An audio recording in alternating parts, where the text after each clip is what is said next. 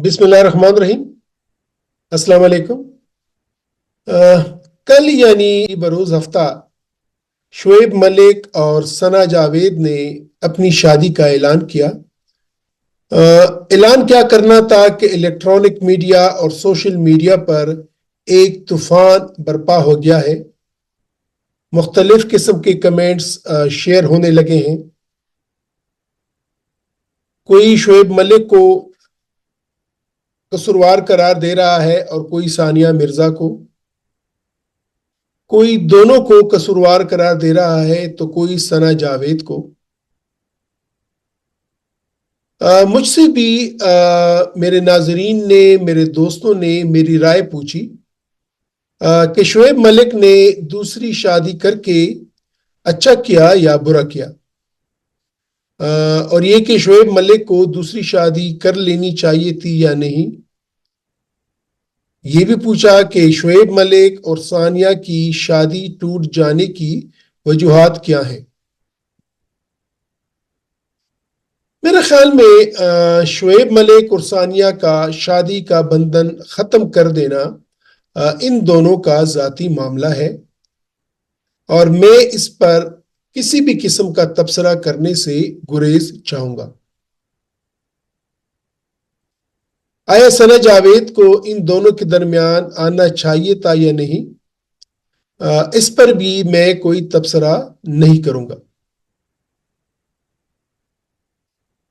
मैं अगर तबसरा करना चाहूंगा तो ये कि इस शादी के हमारी सोसाइटी पर क्या असरात हो सकते हैं।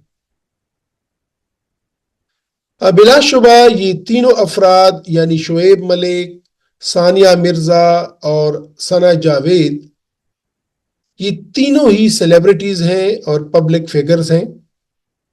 लिहाजा इस शादी का असर लाजिमन हमारी सोसाइटी पर पड़ सकता है, खुसूसन नौजवान नस्ल पर। मैं चाहूंगा कि इन असरात का मुख्तसरन जिक्र करूं। सबसे पहले तो यह हकीकत अब सामने आ गई है कि शुएब मलिक और सानिया मिर्जा की शादी चंद महीने पहले ही खत्म हो गई थी। अब इन वजूहात में नहीं जाऊंगा कि जिनकी वजह से ये शादी खत्म हुई, और न ही किसी और को इस पर बहस करनी चाहिए। हाँ, ये जरूर है कि ये दो अफराद की बात नहीं बल्कि तीन अफराद की फैमिली की बात है। अगर शुएब मलिक और सानिया मिर्जा जैसे हाई लेवल अफराद का आपस का ये रिश्ता टूटता है तो लाजमन इन दोनों की पर्सनैलिटीज का टकराव का नतीजा ही है। हमारे मजहब इस्लाम में तलाक एक जायज लेकिन एक बहुत ही नापसंदीदा फेल है। तलाक की वजह जो भी हो, इसका जिम्मेदार जो भी हो, खावंद या बीवी या फिर दोनों। और याद रखिएगा कि अमूमन दोनों ही कसूरवार होते हैं। फैमिली की साख एक तिकोन की मानद है जिसमें एक कोने पर वालिद, दूसरे कोने पर वालदा और तीसरे कोने पर औलाद होती है। ये तिकोन किसी का भी और कभी भी अल्लाह ना तोड़े, आमीन। लेकिन जिंदगी बड़ी बेरहम है और ये कानून कुदरत है कि कभी न कभी इस तिकोन को टूटना ही पड़ता है। वालिद या वालदा या फिर दोनों की वफात की सूरत में, और ऐसे में फिर औलाद यतीम हो जाती है। बदकिस्मती से तलाक की सूरत में वालिद और वालदा के जिंदा रहते हुए औलाद यतीम हो जाती है। माँ बाप की फौतगी की सूरत में बच्चों की जिंदगी में खला पैदा हो जाता है, लेकिन ये खला काफी हद तक माँ या फिर बाप पूरा कर ही देता है। طلاق کی صورت میں یتیم ہو جانے والے بچوں کی زندگی خلا کا شکار نہیں ہوتی، بلکہ ان کی شخصیت دیمک زدہ لکڑی کی طرح اندر سے کھوکھلی ہو جاتی ہے۔ وہ سپلٹ پرسنالٹی کا شکار ہو جاتے ہیں، بلکہ اگر میں یہ کہوں تو غلط نہیں ہوگا کہ ان کی شخصیت ہی نہیں رہتی، ختم ہو جاتی ہے۔ یہ کون سا انصاف ہے کہ طلاق کے ذمہ دار تو ماں باپ ہوں اور سزا ان کی اولاد کو ملے۔ ہم نے دیکھ لیا کہ یہاں بھی باپ نے دوسری شادی کر لی، ماں بھی شاید کوئی جیون ساتھی ڈھونڈ لے گی۔ بیٹے کا کیا قصور کہ اس کا تکون ٹوٹ گیا ہے؟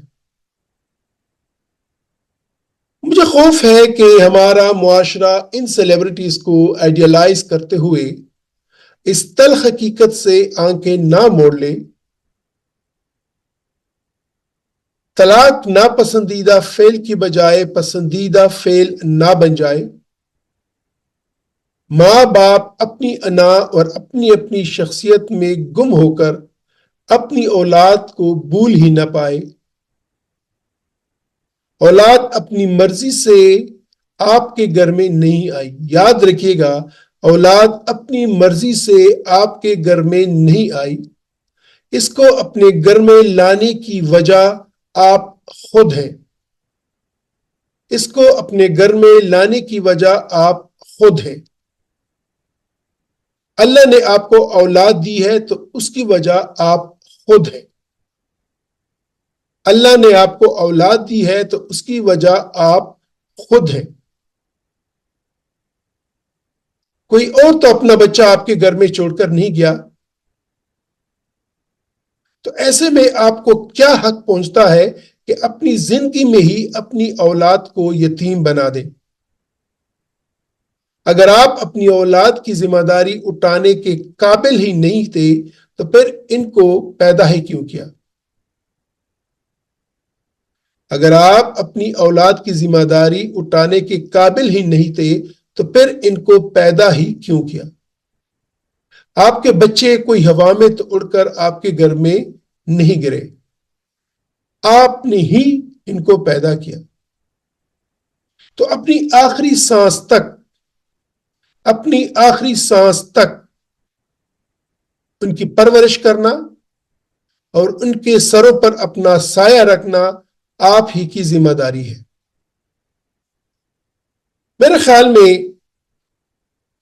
ہمارے معاشرے میں جتنا بھی بگاڑ ہے، جتنے بھی جھگڑے ہیں، جتنے بھی اختلافات ہیں، جتنی بھی برائیاں ہیں، ان کی سب سے بڑی وجہ مذکورہ تکون میں میاں بیوی کا ایک پیج پر نہ ہونا ہے۔